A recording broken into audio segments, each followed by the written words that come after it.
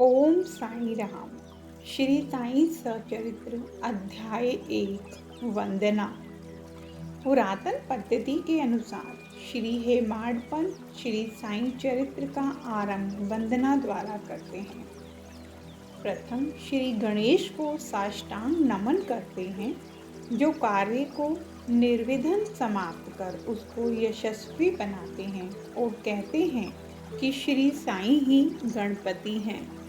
2 पर वह फिर भगवती सरस्वती को, जिन्होंने काव्य रचने की प्रेरणा दी, और कहते हैं कि श्री साई भगवती से भिन्न नहीं हैं, जो कि स्वयं ही अपना जीवन संगीत बयान कर रही हैं। नंबर 3 पर फिर ब्रह्मा, विष्णु और महेश को, जो क्रमशः उत्पत्ति, स्थिति और संहार करता है, और कहते हैं कि श्री साई और वे अभिन्न हैं, वे स्वयं ही गुरु बनकर भव सागर से पार उतार देंगे। नंबर 4 पर अपने कुल देवता श्री नारायण आदिनाथ की वंदना करते हैं, जो कि कोंकण में प्रकट हुए। कोंकण वह भूमि है जिसे श्री परशुराम जी ने समुद्र से निकालकर स्थापित किया था। तत्पश्चात वे अपने कुल के आदि पुरुषों को नमन करते हैं।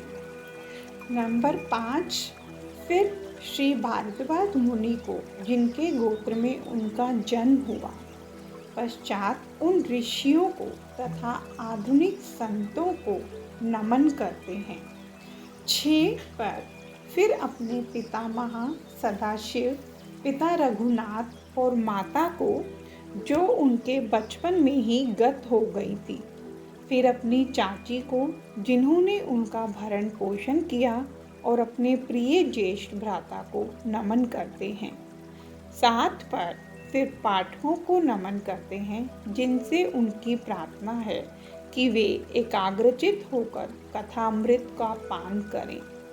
नंबर 8 पर अंत में श्री सच्चिदानंद सद्गुरु श्री साईनाथ महाराज को, जो कि श्री दत्तात्रेय के अवतार और उनके आश्रयदाता हैं, और जो ब्रह्म संत जगनी मिथ्या का बोध करा समस्त प्राणियों में एक ही ब्रह्म की व्याप्ति की अनुभूति कराते हैं, सर्वश्री पाराशर व्यास और शांडिल्य आदि के समान भक्ति के प्रकारों का संक्षेप में वर्णन कर अब ग्रंथकार महोदय निम्नलिखित कथा प्रारंभ करते हैं। ओम साई राम। गेहूं पीसने की कथा। सन 1910 में मैं एक दिन प्रातःकाल श्री साईं बाबा जी के दर्शनार्थ मस्जिद में गया। वहाँ का विचित्र दृश्य देख मेरे आश्चर्य का ठिकाना न रहा कि साईं बाबा मुंह हाथ धोने के पश्चात चक्की पीसने की तैयारी करने लगे। उन्होंने फर्श पर एक टाट का टुकड़ा बिछा उस पर हाथ से पीसने वाली चक्की रखी। उन्होंने गेहूं डालकर पीसना आरंभ कर दिया।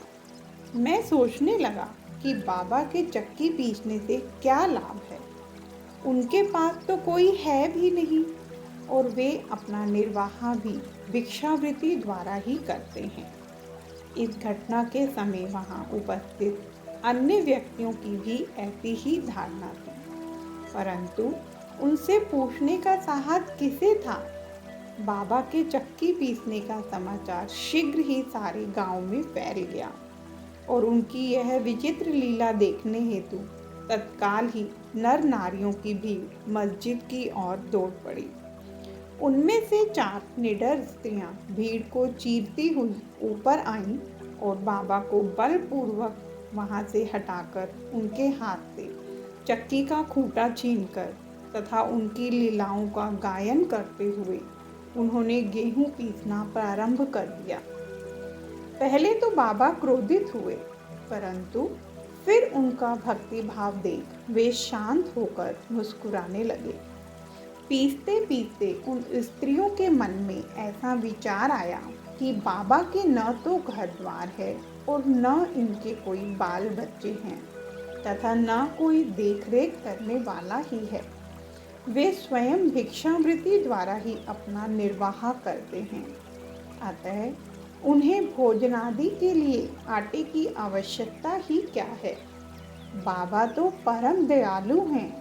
हो सकता है कि यह आटा वे हम सब लोगों में ही वितरण कर दें। इन्हीं विचारों में मगन रहकर गीत गाते गाते ही उन्होंने सारा आटा पीस डाला। तब उन्होंने चक्की को हटाकर आटे को 4 समान भागों में विभक्त कर लिया और अपना अपना भाग लेकर वहां से जाने को उद्यत हुई। अभी तक शांत मुद्रा में निमग्न बाबा तक्षण ही क्रोधित हो उठे और उन्हें अपशब्द कहने लगे। स्त्रियों, क्या तुम पागल हो गई हो? तुम किसके बाप का माल हड़प कर ले जा रही हो? क्या कोई कर्जदार का माल है तो इतनी आसानी से उठाकर लिए जा रही हो? अच्छा, अब एक काम करो कि इस आटे को ले जाकर गांव की मेंढ पर बिखेर आओ। मैंने शिरडी वासियों से प्रश्न किया कि जो कुछ बाबा ने अभी किया है उसका यथार्थ में क्या तात्पर्य है। उन्होंने मुझे बतलाया कि गांव में विषुचिका का जोरों से प्रकोप है और उसके निवारणार्थ ही बाबा का यह उपचार है। अभी जो कुछ आपने पीसते देखा था वह गेहूं नहीं वरन विषुचिका थी जो पीसकर नष्ट कर दी गई है। इस घटना के पश्चात सचमुच विषुचिका की संक्रामकता शांत हो गई और ग्रामवासी सुखी हो गए। यह जानकर मेरी प्रसन्नता का पारवार न रहा। मेरा कौतूहल जागृत हो गया। मैं स्वयं से प्रश्न करने लगा कि आटे और विषुचिका रोग का भौतिक तथा पारस्परिक क्या संबंध है। इसका सूत्र कैसे ज्ञात हो। घटना बुद्धिगम्य सी प्रतीत नहीं होती। अपने हृदय की संतुष्टि के हेतु इस मधुर लीला का मुझे 4 शब्दों में महत्व अवश्य प्रकट करना चाहिए। लीला पर चिंतन करते हुए मेरा हृदय प्रफुल्लित हो उठा और इस प्रकार बाबा का जीवन चरित्र लिखने के लिए मुझे प्रेरणा मिली। यह तो सब लोगों की विदित ही है कि यह कार्य बाबा की कृपा और शुभ आशीर्वाद से सफलतापूर्वक संपन्न हो गया। ओम साईं राम। आटा पीसने का तात्पर्य। शिरडी वासियों ने इस आटा पीसने की घटना का जो अर्थ लगाया वह तो प्रायः ठीक ही है, परंतु उसके अतिरिक्त मेरे विचार से कोई अन्य अर्थ भी है। बाबा शिरडी में 60 वर्षों तक रहे और इस दीर्घ काल में उन्होंने आटा पीसने का कार्य प्रायः प्रतिदिन ही किया। पीसने का अभिप्राय गेहूं से नहीं वरन अपने भक्तों के पापों, दुर्भाग्यों, मानसिक तथा शारीरिक तापों से था। उनकी चक्की के 2 पार्टों में ऊपर का पार्ट भक्ति और नीचे का कर्म था। चक्की की मुठिया जिसे पकड़कर वे पीसते थे वह था ज्ञान। बाबा का दृढ़ विश्वास था कि जब तक मनुष्य के हृदय से प्रवृत्तियां, आसक्ति, घृणा तथा अहंकार नष्ट नहीं हो जाते, जिनका नष्ट होना अत्यंत दुष्कर है, तब तक ज्ञान तथा आत्मानुभूति संभव नहीं है। यह घटना कबीरदास जी की इसके तदनुरूप घटना की स्मृति दिलाती है। कबीरदास जी एक स्त्री को अनाज पीसते देखकर अपने गुरु निपट निरंजन से कहने लगे कि मैं इसलिए रुदन कर रहा हूँ कि जिस प्रकार अनाज चक्की में पीसा जाता है उसी प्रकार मैं भी भवसागर रूपी चक्की में पीसे जाने की यातना का अनुभव कर रहा हूँ।